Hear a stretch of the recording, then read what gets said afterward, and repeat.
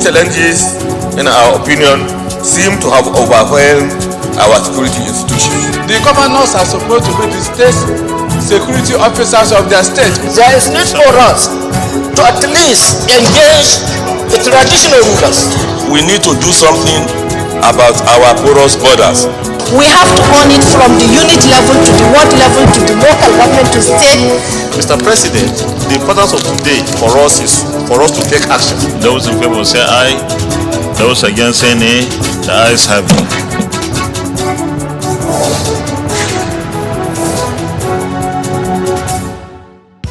There was no issue of padding in any way.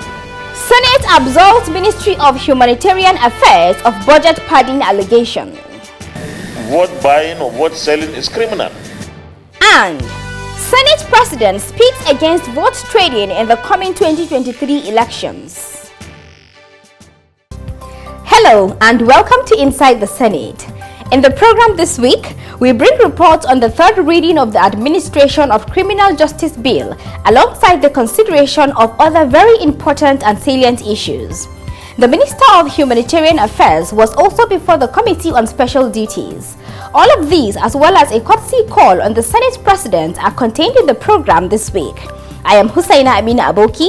Inside the Senate continues after the break.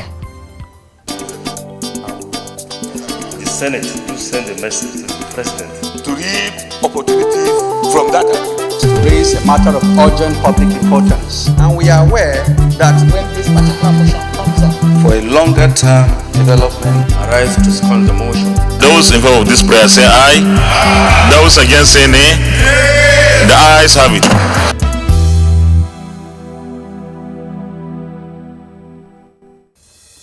Welcome back.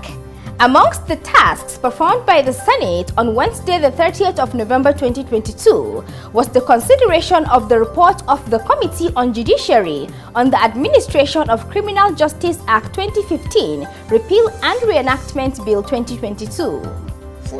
The committee chairman said that the bill is seeking, amongst other things, the upgrade of the Administration of Criminal Justice Committee to the Administration of Criminal Justice Council as it is in other climes. The contemplation for the establishment of the council should not be perceived as a new statutory body, as there is in existence the Administration of Criminal Justice Monitoring Committee established pursuant to this extant act and founded through the Federal Ministry of Justice. The legislative intent of this bill, Mr. President, is merely to substitute the word committee with the word council. Reacting, a lawmaker called for the maintenance of the innocence of an accused who, after conviction and jailing, proceeds to an appellate court to seek the stay of execution of the ruling of the lower court that jailed him. Incarcerating the person in prison works against his innocence. So I am bringing it here since we are repealing this, we have repealed and we are reenacting that this assembly look at this matter properly and correct it once and for all. Appellate courts have said the fact that you appeal a case does not on its own act as a stay of execution. You will have to specifically request for that stay of execution, and it will have to be granted before it becomes a stay. I mean, that is how the courts are trying to manage the situation right now. But the parliament has to speak to the issue. With this, the report was considered in the Committee of the Whole, leading to the third reading and passage of the bill. The main part of the bill say aye. Those against say nay. The ayes have it. Same day, the Senate approved the report of the Committee on Trade and Investment on the promissory note program to settle outstanding claims in respect of Export Expansion Grant EEG scheme from 2007 to 2020 in the sum of 375.486 billion naira. As it were, the EEG scheme is an initiative designed to assist exporters to expand the value of non-oil export and make them more competitive in the international market. After the participation of companies in the scheme, the need arose to settle expenses incurred, as a result of which President Muhammadu Buhari presented the request in October 2022, following which it was referred to the Committee on Trade and Investment for more legislative action. Having worked on the request, the chairman gave a scope of the request and the number of companies involved. The scope of this request covers EEG verified claim from 2007 to 2020, 165 companies. Outstanding claim for 2007 to 2016, which was approved by the Federal Executive Council in 2018, but not cleared by the 8th National Assembly, 38 companies. Companies with negotiable duty certificate, NDCCs, yet to be approved by the National Assembly, 13 companies, and companies with shortfall in the approved claims, 69 companies for promissory note, respectively. So I think it is worthy of commendation that our president, deemed it necessary to approve all those backlogs from 2007. This is in the spirit and character of our government to definitely right the wrong wherever they see one. Thereafter, the report was considered in the Committee of Supply, following which it was approved. Let's take a break to open the Senate notebook. Don't go away.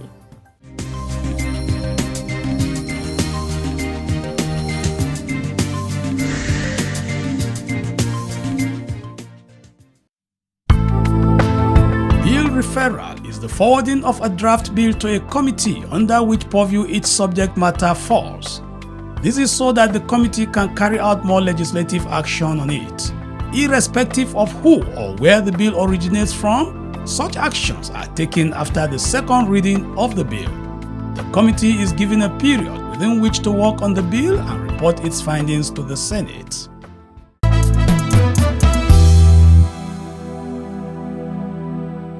Welcome back from that break.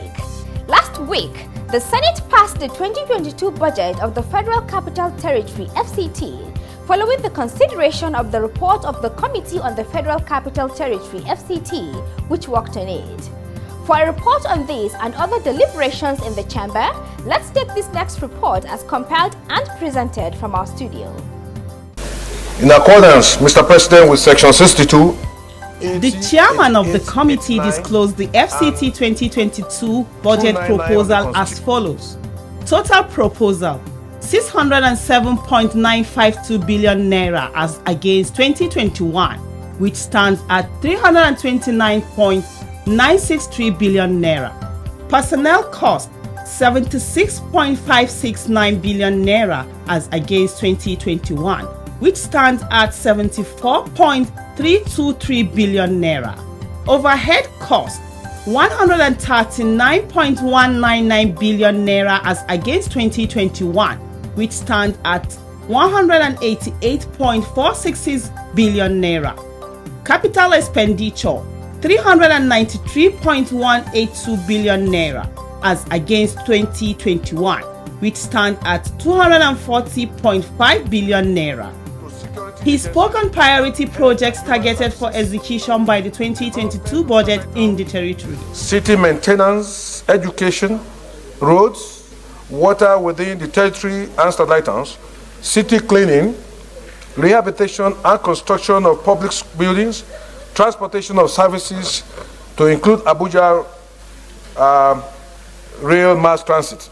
The presentation evoked the following observations and comments. There are too many projects in FCT that have become almost moribund. The Apple Road to Asokoro that has been under construction for over 3 years.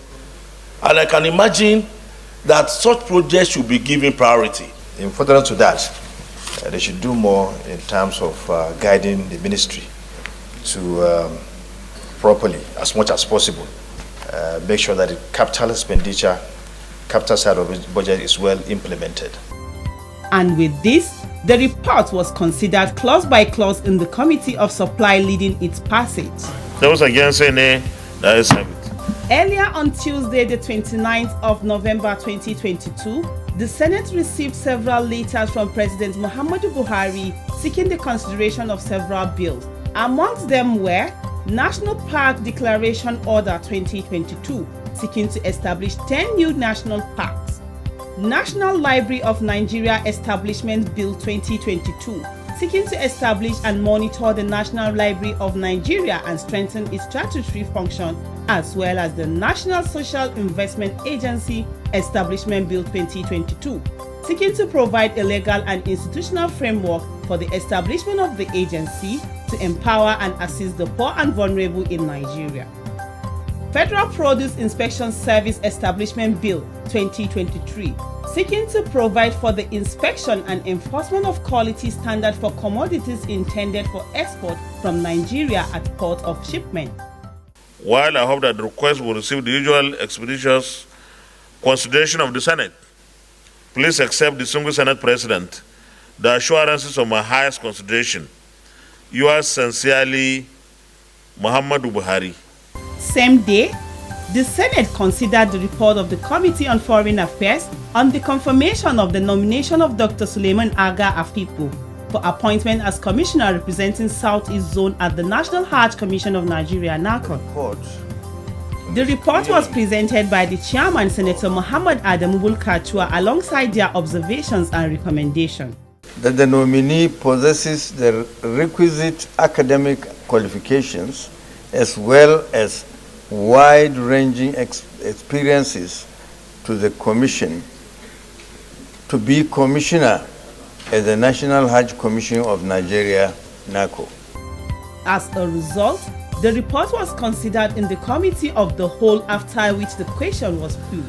Will the Senate confirm the nomination of Dr. Suleiman Aga Afipo for appointment as Commissioner representing the Southeast Zone at the National Hajj Commission of Nigeria? Those in favor say aye. Those against say nay. The ayes have it.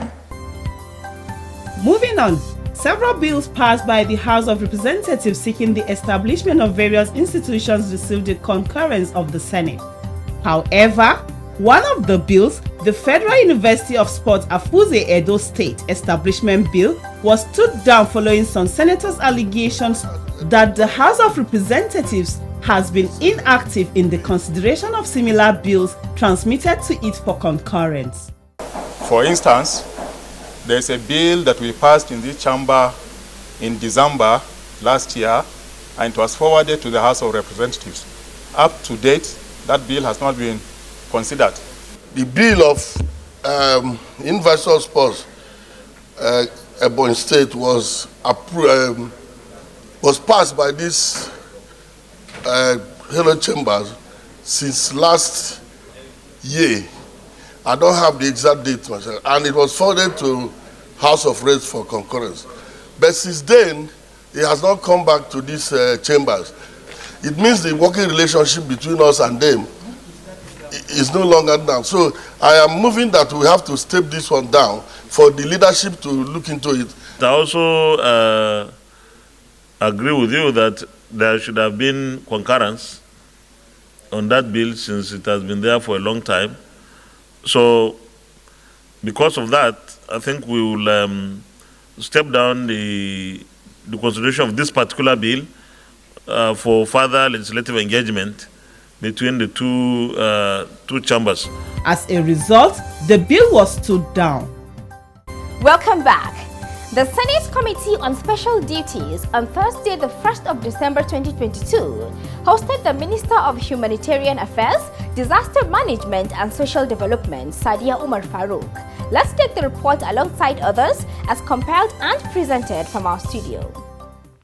There was no issue of pardon in any way. In a welcome address, the committee chairman expressed displeasure over reports of alleged pardon in the ministry's budget. There was no issue of pardon. Neither the Senate nor the ministry has done any pardon. It's clarifications we want. And where we need that clarification, it's imperative that the press, say the right thing, do the right thing, so that we are all Nigerians. We must help ourselves to do the right thing, to say the right thing at the right time. He added that what the committee is seeking is an explanation on a capital bilateral loan of 30.7 billion naira in the ministry's 2022 budget for projects implementation and another 206.2 billion naira in its 2023 proposal. The minister responded to this. The money was not released for that project to be implemented. This is what we said.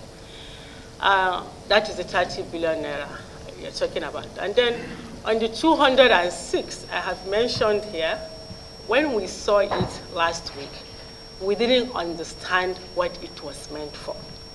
Yes, we didn't, because the explanation was not clear. If you have put in 206 billion naira in Ministry of Humanitarian Affairs, and the narration is purchase of military equipments, security equipments, then definitely something is wrong. And that was why I said I was not going to say anything until we get clarifications from Ministry of Finance. The permanent secretary in his remark called for caution because the money came in under a strange appropriation code. What the minister had explained, if you look at the appropriation code given to the 206, even in your wildest dream, you will not link it to the Ministry of Humanitarian. It says security equipment. That is why the minister said she had no explanation. And she wanted to do justice to the matter by asking the Minister of Finance to explain. Following this, the committee resolved to defer sitting to another day to await explanation from the Ministry of Finance. And as you are all aware, most of these motions... Earlier on Wednesday, the 30th November 2022, the Ad-hoc committee constituted on Wednesday, the 16th of November 2022 to investigate an alleged uneven disbursement of 500 billion naira loan to the 6 geopolitical zones of the country by the Nigerian Development Bank commenced a 2-day hearing on Wednesday, the 30th of November 2022. It will be recalled that Senator Alim Dume had on that day in a motion alleged that Lagos State alone got 47% of the loan, amounting to 227.01 billion naira. The whole of the 19 northern states got 11%, amounting to 53.13 billion naira only. Declaring the session open on the first day, the chairman lamented the failure of various intervention programs of government fashioned to alleviate the sufferings of Nigerians. Of more concern to the Senate of the Federal Republic of Nigeria as the representative of the people is the issue of selection. Nigerians have argued that the process by which the funds are distributed are faulty and not evenly selected across geopolitical zones. And beneficiaries are selected not across the partisan lines. Ours as an ad hoc committee is to ascertain if these arguments in respect to management, disbursement and application of these funds are true. In a response, the managing director of the bank said they sourced their funds from development partners and lent them out through participating financial institutions who subsequently lent to micro, small and medium enterprises. He then gave the criteria for MSME to qualify for the loan. MSMEs must have less than 250 employees. They must have done turnover of more than 1.1 billion in terms of naira, and total assets should not be 1.1 billion. So those are the guidelines we gave out for financial institutions to online, so that funds go actually to the MSMEs that we expect them to lend onto. He agreed that 41% of the loan disbursement is in Lagos, given the statistics of MSME business trend across Nigeria, which gives it an upper hand over other states. Lagos has 25% of them, Southwest has 23% of them, South-South has 18%, Southeast has 10%, and North Central has 10%, Northwest has 9%, FCT 4%, Northeast 2%. Those are the businesses registered across. That's even the spread. So those are some of the analysis we go to see how do we engage them to ensure that we expect. Now, for DBN, it's a continuous process of improvement on getting more on board. A question came up on the involvement of the mortgage bank in the disbursement of loans to the MSME, as contained in one of the documents presented. How many micro, small and medium enterprises will go to mortgage bank to go and borrow money to do what? like for the mortgage too, some of the micro small business go, they rent shops, they buy shops, commercial property, anything for their businesses, which they go to the mortgage banks to obtain this for some time. The committee chairman ended proceedings with a call on invited institutions to appear before it.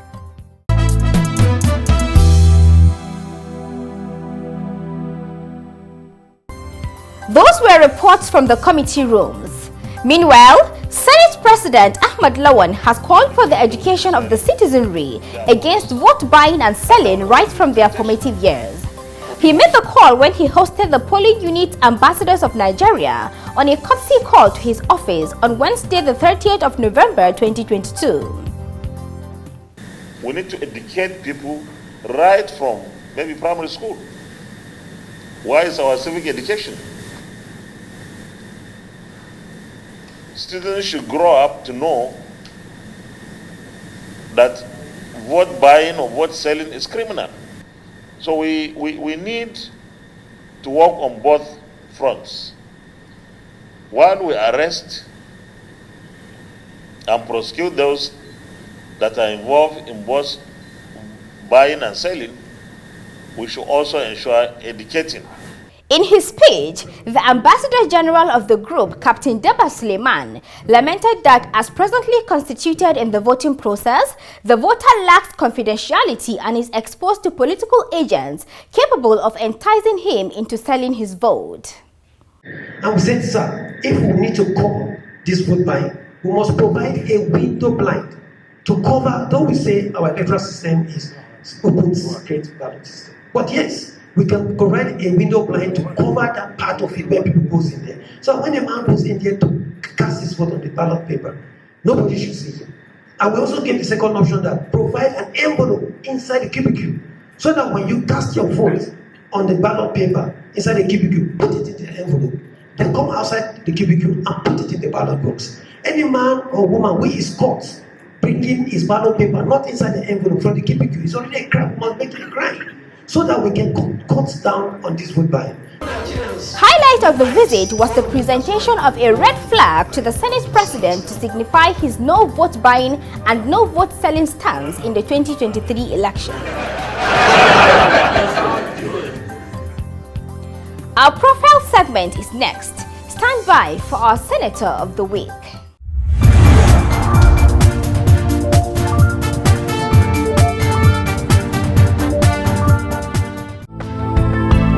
Senator Halliru Dauda Jika represents Bauchi Central Senatorial District.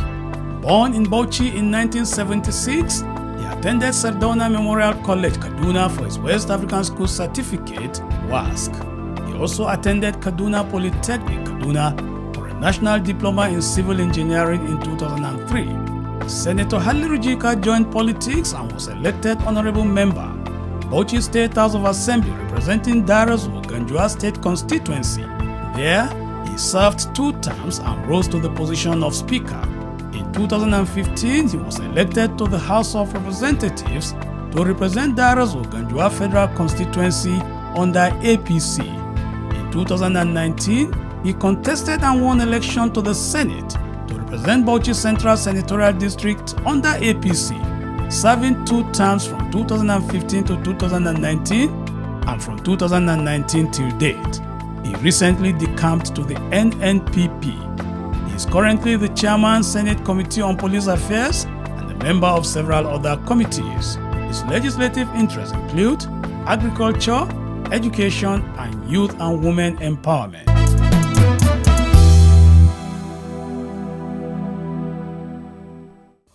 And on that note, we end this week's edition of the program. Join us again on this station for another package on the activities of the Senate of the Federal Republic of Nigeria. Thanks for watching.